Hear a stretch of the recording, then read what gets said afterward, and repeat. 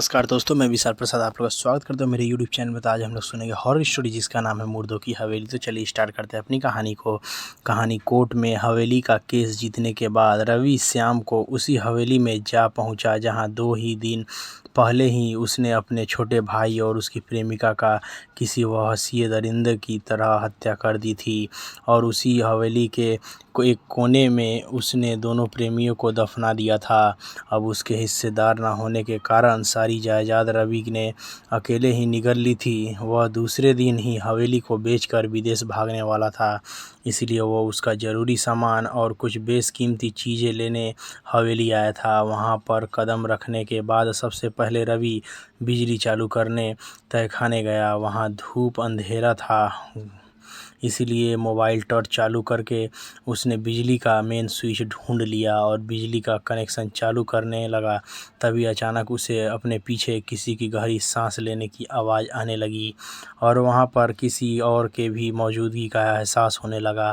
तभी बिजली का कनेक्शन चालू हो गया और उसने झट से पीछे मुड़कर देखा तो वहां कोई नहीं था। पर तहखाने में उसे अचानक बहुत ज़्यादा ठंड महसूस होने लगी।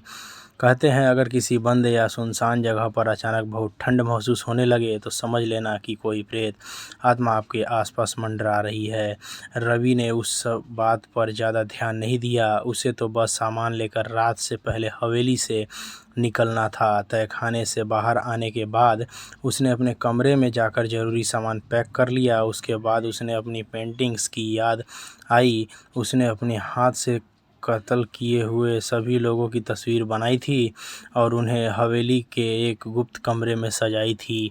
वह उस गुप्त कमरे में दाखिल हुआ और कौन सी तस्वीर अभी साथ में ले जाऊं ये सोचने लगा। वह तस्वीर देख ही रहा था कि तभी अचानक दहशत से उसकी रगों में बहता लहू मानो जम सा गया।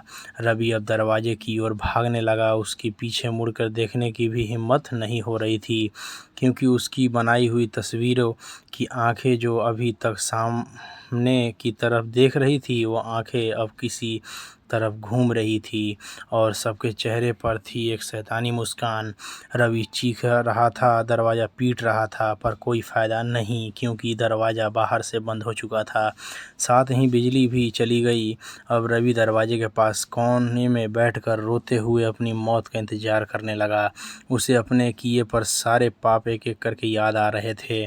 तभी उसे एहसास हुआ कि कमरे में वह अकेला नहीं है, क्योंकि उसे अपनी सांसों के साथ साथ और कई लोगों के सांसों की आवाज़ सुनाई दे रही थी।